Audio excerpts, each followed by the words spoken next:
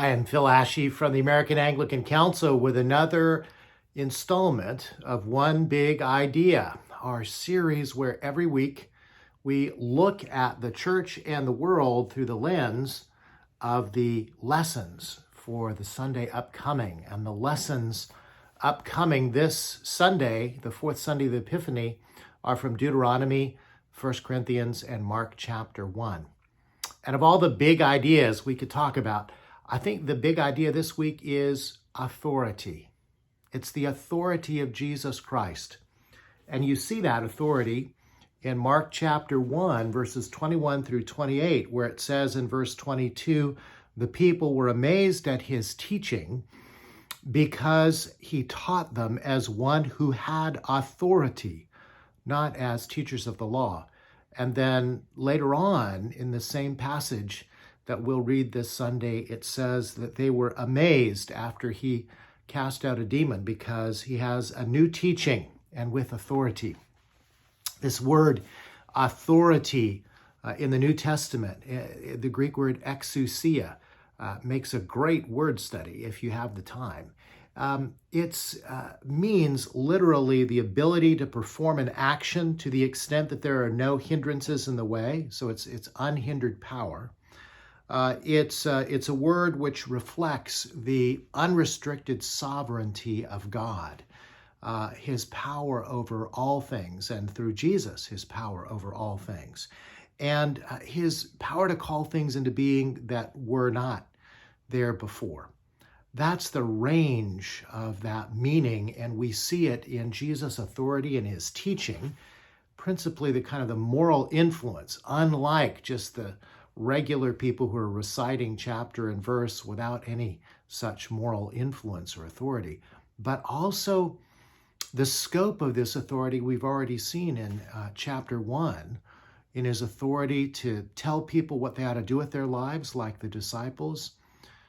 Later on in this passage, not only the teaching and the ability to and power to cast out demons, but a whole city comes to the doors at night seeking healing. Jesus has exousia to heal all kinds of sickness and diseases. And then in chapter 2, he has the exousia, the authority to forgive sins.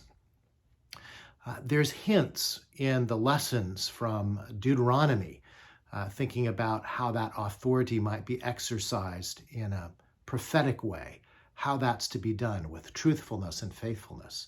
There's a hint in the lesson from 1 Corinthians about how such authority in the believer is to be exercised with graciousness and love and compassion, not bruising bent reeds or extinguishing smoking wicks, as we've read in previous lessons from Isaiah.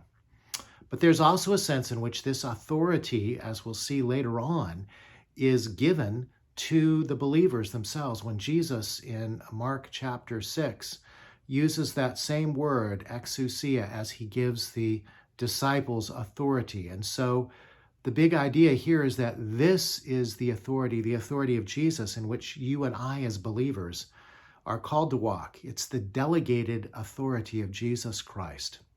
So how do we apply that to the church and to the world? Well, maybe as we think about the church, we ought to think about the source of that authority. The source is Jesus himself. And how have we drawn upon that source or cut ourselves off from that source of authority, that divine authority, exousia, that Jesus wants to give us? It's a good question to search our hearts about, to make sure that we're connected to the one who gives us that authority. And then with regards to the world, we think about moral influence and we think about the church.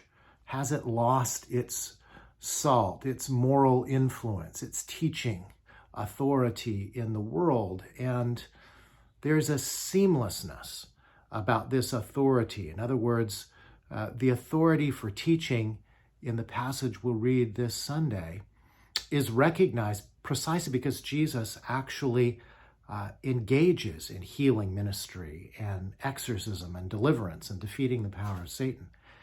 So makes us wonder, have we diminished our exousia, our teaching authority, our moral influence in the world by not only cutting ourselves off from the source of that authority, Jesus, maybe because we've tried to seek it through secular means like politics.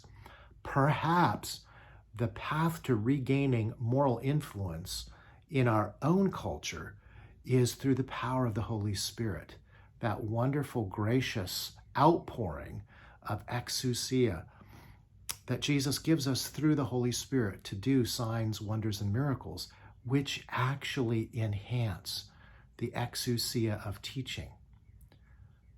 That may be something for us to consider in the days and months ahead. So this is another episode of One Big Idea. I hope this is helpful. If it is, please let us know, and we'll look forward to seeing you next week. God bless you.